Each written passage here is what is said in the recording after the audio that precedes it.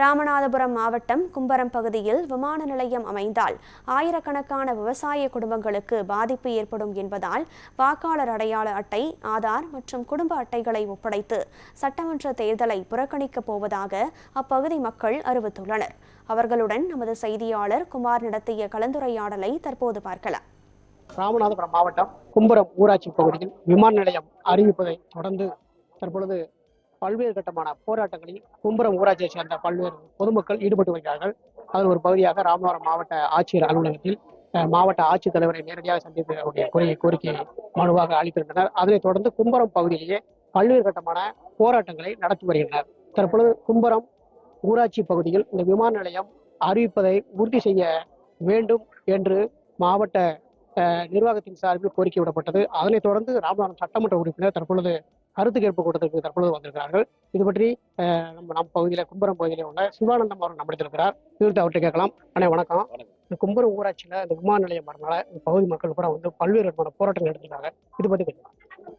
இந்த கும்பரம் பகுதியில் விமான நிலையம் வருதுன்னு சொல்லிட்டு நாங்கள் 8வது மாசத்துல இருந்த பல போராட்டங்களை நடத்தினோம். மாவட்ட ஆட்சியர் குறைதீர்ப்பு கூட்டத்தில் வந்து மனு கொடுக்கறது, விவசாயிகள் குறைதீர்ப்பு கூட்டத்தில் மனு கொடுக்கறது, ஒரு கண்டன ஆர்ப்பாட்டம், ஒரு மனு கொடுக்கும் போராட்டம் போன்ற போராட்டங்களை நடத்தணும். தொடர்ச்சியான போராட்டங்களுக்கு பிறகு அரசு வந்து எங்களுடைய அரசுல இருந்து எந்த தகவலுமே வரல. ஒரு சரியான தகவல் வராதனால 2026 சட்டமன்ற தேர்தல் புறக்கணிப்பு, வாக்காளர் அடையாட்டை புறக்கணிப்பை வந்து ஒரு பெரிய பத்திரிகை வாயிலாக அறிவிச்சு ஒரு பெரிய போராட்டத்தை அறிவிச்சோம். அந்த போராட்டத்துக்கு செவிசாய்த்து கடந்த 3-4 தினங்களுக்கு முன்னாடி கோட்டாட்சியர் வந்து மக்களிடம் சமாதான பேச்சு நடத்தினாங்க. அந்த பேச்சுவார்த்தையில் தோல்வியில் முடிந்ததை அடுத்து மறுபடியும் நாங்கள் வந்து இந்த தேர்தல் புறக்கணிப்பு போராட்டத்தை தொடர்கிறோம் என்று ராமநாதபுரம் மாவட்டத்தில் உள்ள எல்லா இடங்கள்லையும் நோட்டீஸ் மூலம் விளம்பரப்படுத்தணும். அந்த விளம்பரத்தை கேள்விப்பட்டு நம்ம அதே மாதிரி வந்து அந்த கோட்டாட்சியர் சந்திப்பில் வந்து மக்கள் பிரதிநிதியாக தான் மாவட்ட சட்டமன்ற உறுப்பினர், அதே மாதிரி பாராளுமன்ற உறுப்பினர் வந்து எங்களை சந்திக்கணும் அப்படின்ற ஒரு கோரிக்கையை வச்சு அந்த கோரிக்கையை ஏற்று இன்று ராமநாதபுரம் சட்டமன்ற உறுப்பினர் திரு முத்துராமலிங்கம் அவர்கள் பொதுமக்களை வந்து சந்தித்து பல எங்களுடைய குறைகளை நாங்கள் சொன்னோம். அவர் ஒரு கோரிக்கை வச்சு அவரிடம் ஒரு கோரிக்கை வச்சோம். அவர் இங்க கோரிக்கைக்கு வந்து ஒரு ஆணித்தரமான ஒரு பதிலை சொல்லியிருக்காங்க. என்ன சொல்லியிருக்காங்கன்னா, இந்த ராமநாதபுரம் மாவட்டத்துக்கான விமான நிலையம் வந்து நிச்சயமாக கும்பரம் பகுதியில் வராது, அது மாணிக்கநேரி அப்படிங்கிற ஒரு பகுதியில வரப்போகுது அப்படிங்கிற ஒரு ஆணித்தரமான ஒரு சந்தோஷமான ஒரு செய்தியை சொன்னாங்க. நாங்க அவர்கிட்ட திருப்பி என்ன கோரிக்கை வச்சு அப்படின்னா, நீங்க கும்பரத்துல வருதா மாணிக்கநேரியில வருதா அப்படின்னு வந்து எங்களுக்கு குழப்பமா இருக்கு. நீங்க மாணிக்கநேரியில வருது அப்படின்னு வந்து அரசு சார்பாக மாவட்ட ஆட்சித்தலைவர் அவர்கள் வந்து பத்திரிகை வாயிலாகவோ அல்லது வந்து ஊடகங்கள் வாயிலாகவோ ஒரு அறிக்கையை விடணும். ராமநாதபுரம் மாவட்டத்துக்கான விமான நிலையம் மாணிக்கநேரி பகுதியில் தான் வருது அப்படிங்கிற ஒரு தீர்க்கமான ஒரு முடிவை வந்து அறிவிக்கணும்.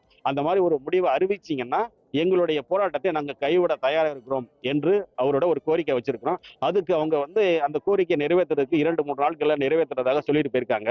அந்த கட்டத்துல போயிருக்கேன். இந்த கும்பரம் கிராமத்தை உள்ளடக்கிய 10 கிராமங்கள் விமானம் அடைந்தால் அனைத்து விவசாயிகளும் பாதிக்கப்படுவார்கள். கிட்டத்தட்ட ஒரு 6000 தென்னை மரங்களும் 10,000 பனை மரங்களும் அழிவுக்கு உள்ளான நிலை ஏற்படும். 4000 விவசாய குடும்பங்கள் பாதிப்படையக்கூடிய சூழ்நிலைகள் உருவாகியிருக்கிறது. இந்த பனை தொழிலை நம்பித்தான், தென்னையும் நம்பித்தான் இந்த கும்பரத்தை சுற்றிய 10 கிராமங்களுடைய வாழ்வாதாரமே பாதிக்கப்படுகிறது. இதை முன்னிட்டு தான் நாங்கள் பலகட்ட போராட்டங்களை ஆரம்பித்து கடைசியில வந்து அரசு எந்திரங்களும் செயல்பட எங்களுடைய கோரிக்கையை ஏற்காத பட்சத்தில் நாங்கள் ஒரு கோரிக்கை வைத்தோம்.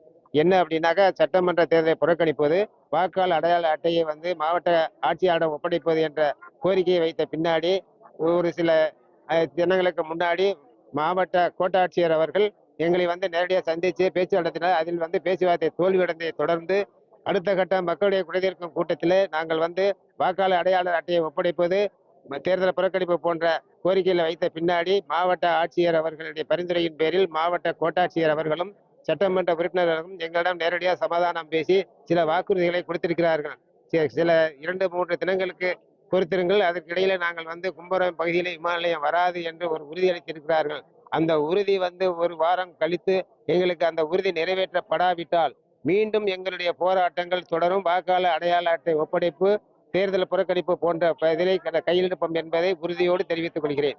பிரதானமா இருக்கிற தொழில் என்னன்னா தென்னை மரம்.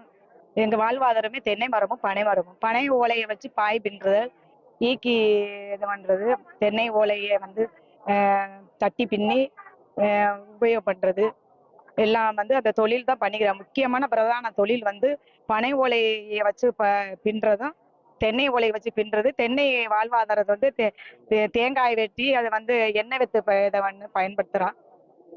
அதுதான் எங்களுக்கு கஞ்சி குடிக்கிறதுக்கு வாழ்வாதாரமே அதுதான். அது இல்லைன்னா நாங்க இங்க இல்லை. எங்க புள்ள குட்டி எங்க குழந்தை குட்டி எல்லாம் இல்லாமையே போயிடும்.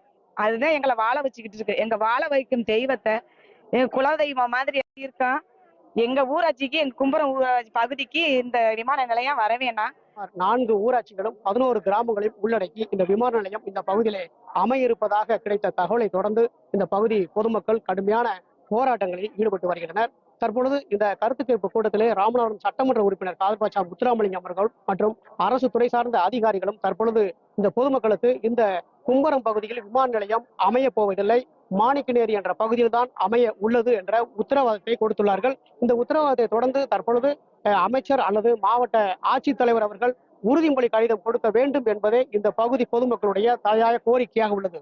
இந்த பகுதியில் விமான நிலையம் அமையப்பட்டால் வாழ்வாதாரம் முற்றிலும் அழிவு நோக்கி செல்லும். ஆகவே கிராமங்களை காலி செய்து பல்வேறு இடங்களுக்கு போகக்கூடிய ஒரு அவலமான சூழ்நிலை உருவாகும் என்பதே இதனுடைய கருத்தாக உள்ளது. கும்பரம் பகுதியிலிருந்து குமார், நியூஸ் 7 தமிழ், ராமநாதபுரம்.